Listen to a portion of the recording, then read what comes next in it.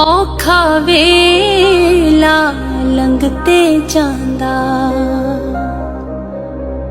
ਪਰ ਸਬਕ ਵੀ ਕਈ ਦੱਸ ਜਾਂਦਾ।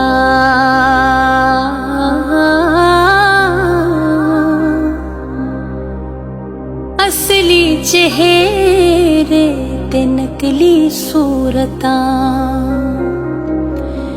ਮੁਖ ਕਈ ਵਿਖਾ ਵੀ ਜਾਂਦਾ।